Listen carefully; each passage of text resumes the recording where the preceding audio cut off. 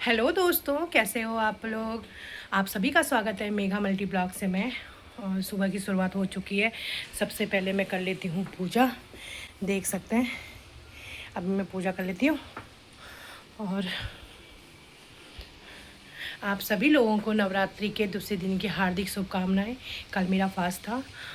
तो बाहर का मौसम कुछ इस प्रकार था, देख सकते हैं आप। बहुत ठंडी हवाएं चली थी और हवा का तो क्या ही कहना, आज बहुत अच्छी हवा चली थी और हल्की सी धूप थी।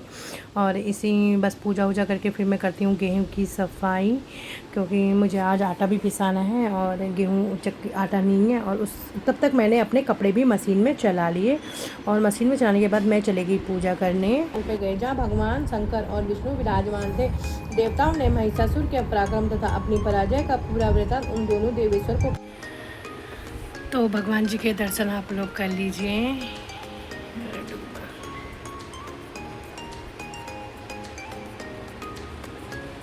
तो पूजा मैंने कर ली है, देख सकते हैं।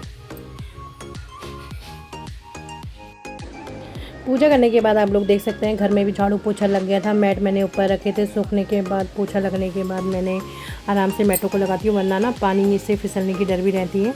इसीलिए बस पोछा वोछा सब सूख चुका था। मैंने फटाफट उसके बाद अपने मैट चकाचक दिवाली की सफाई भी स्टार्ट करनी है। सफाई स्टार्ट हो गई मेरी किचन से फटाफट। और उसके बाद मैंने फटाफट ये मैट वेट जहाँ जहाँ जिनकी जहाँ जगह थी वहाँ वहाँ लगा लिए।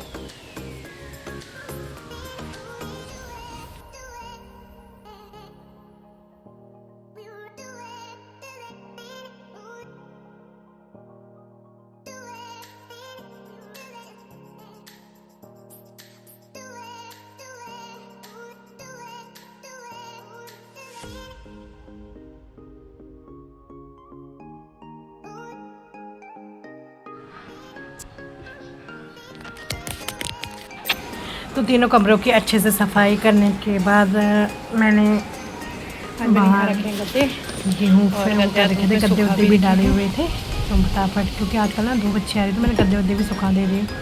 और आजकल मैंने अपना बेड को अंदर कर रखा है, मतलब उसे वापस से दीवान बना दिया, डबल बेड नहीं बनाया हुआ है, देख सकते हैं आप। और ये कितना सुंदर सा यहाँ पे फूल खिला हुआ था,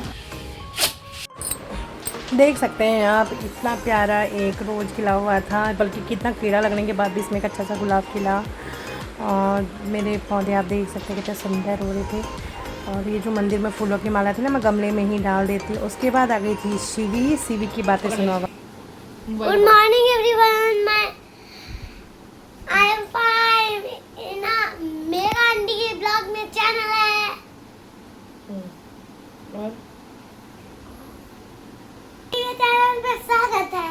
प्लीज़ सब्सक्राइब कर लीजिए, लाइक करें, शेयर करें, चैनल को सब्सक्राइब करिए।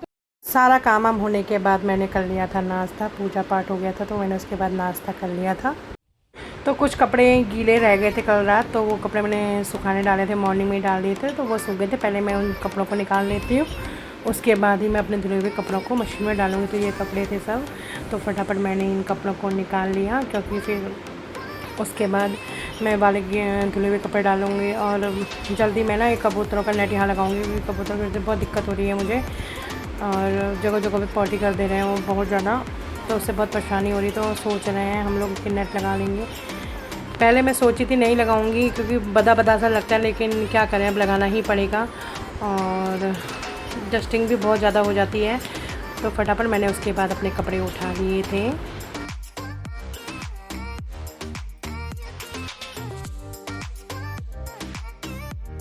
तो आज मैंने मंदिर वाले रूम के विंडो के पर्दे धोने थे, क्योंकि बहुत गंदे हो रहे थे। तो मैंने सबसे पहले आज वही पर्दे निकाले और वहाँ पे दूसरा पर्दा लगाया था। तो मैं ना पर्दे ऐसे करके ही मशीन में डालती हूँ, और ऐसे ही करके इसको मशीन मतलब रस्सी में डालती। तो मेरे को ऐसा लगा कि मुड़े हुए हैं मेरे पर्दे या कोई ज़रूरत है, तो ऐसे डालती हूँ। और कई लोग बोलते हैं कि ना टूट जाते हैं वो मशीन के कवर ऊपर से। तो बस उसके बाद मैंने अपने सारे कपड़े डाल दिए थे, देख सकते हैं फटाफट।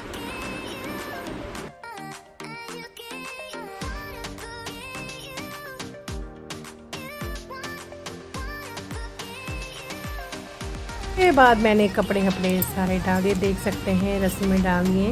पहले ये नीचे वालों को छज्जा नहीं था तो खुला हुआ रहता था, तो अच्छा रहता था मेरे लिए। अब मुझे चद्दर वद्दर ना फोल्ड करके डालनी पड़ती है। क्योंकि फिर नीचे उस पर लग जाएगी तो दिक्कत होती है। और समय समय पर मैं इसमें झाड़ू भी लगा देती हूँ, क्योंकि गंदा वंदा होगा तो साफ़ हो जाता है ना। और जब बारिश होती है तो मैं इसे झाड़ू से साफ़ कर देती हूँ, क्योंकि कबूतर की बीट होती है तो सब नीचे चली जाती है। और मैंने आज गद्दा भी यहाँ पे डाला हुआ है। उसके बाद हस्बैंड जी आ गए थे, उन्होंने गेहूँ खाली कर दिया था। देखो ना, क्योंकि अभी मुझे गेहूँ भी साफ करनी है, सुबह जो काम हो जाएंगे। फिर बच्चे स्कूल से आने के बाद फिर नहीं हो पाता है ना काम। तो ये जिम से अभी आए थे और दांत से कटकाओ एक खा के देखो। उसके बाद गेहूं की टेस्टिंग चल रही थी कि सूखे नहीं सूखे, सूखे है ना, सूखे तो थे। चलो डाल दो फिर एक बार, नीचे डाल दो, इसमें मिट्टी डाल दी इन्होंने, क्योंकि मेरे को साफ़ करने थे। तो ये चादर है मेरी साफ़ करने वाली, आयरन से जल गई थी ना, तो मैं साफ़ कर लेती है। तो मिट्टी नहीं है ना, तो इनने गेहूँ का गेहूँ यहीं पे खाली कर रहे थे। और ज़्यादा गेहूँ तो नहीं थे, 15 किलो या 20 किलो ही होंगे मेरे ख्याल से लमसम। उसके बाद मैंने इसमें कर दिया था। और हवा इतनी तेज़ चली थी, मैं क्या ही बताऊँ, देख सकते कितनी तेज़ हवा चल रही थी। फटाफट साफ़ करे। गेहूँ हो तो गंदे रही थी, मिट्टी थी इसमें, और काले काले रंग के जो आ जाते हैं वो भी थे इसमें। छोटे छोटे दाने से, राई के जैसे छोटे छोटे दाने होते हैं ना, वैसे दाने भी थे। तो फटाफट मैंने इनको साफ़ कर लिया था। मिट्टी बहुत हो रही थी तो मिट्टी निकाल दी, क्योंकि मिट्टी ये ख़राब होती है ना, अच्छा नहीं रहता। मिट्टी सब साफ़ सूफ करके गेहूँ को, उसके बाद मैंने इसको इस कट्टे में डाल दिया था। ये घर से ही कट्टा आया था, तो इसी में ही मैंने इसमें डाल दिया फटाफट। जितना साफ़ होता था मैंने सब साफ़ कर दिया था उतना, देख सकते हैं आप। खेत से सीधे डायरेक्ट आता है ना, तो इसीलिए इसमें मिट्टी हो गई, काले काले दाने हो गए, कांटे वाले भी थे, वो भी थे, बहुत सारी चीज़ें इसमें थी गेहूँ में, इसलिए मैंने इसको साफ़ करा तुरंत, वरना थोड़ा ज्वार डलवाना और सोयाबीन, ज्वार और वो डलवा सकती है थोड़ा सा चना, बस हो गया। काले गेहूँ सब उठाने के बाद उसके बाद हस्बैंड जी ने बताया इसमें क्या क्या डलवाना था, तो वो डलवाना है मुझे। उसके बाद देख सकते हैं जो गिरा हुआ था ये सारा मैंने एक साथ उठा लिया और यहीं पे ही सेट पे डाल दिया, क्योंकि कबूतर खा लेते हैं तो बर्बाद भी नहीं होता है। जितना भी था मैंने एक कोने में सेट पे डाल दिया था, और कबूतर सारा आके अभी खा जाएंगे। कबूतर हो गई, चिड़ियाँ हो गई, गिलहरी हो गई, सब यहाँ पे आते हैं। उसके हस्बैंड जी से छोड़ने नीचे स्कूटी पे चले गए, मुझसे बोलते मैं छोड़ आता हूँ, और तो उन्होंने वहाँ पे छोड़ दिया था। और फटाफट मैंने स्कूटी में लेके मैं चली गई। धन्यवाद। और स्कूटी में मैंने फटाफट। गाइस मेरे साथ एक हो गया है पुपलू, गाड़ी में तेल नहीं है, पहले मैं जाती हूँ तेल भरा के लाती हूँ।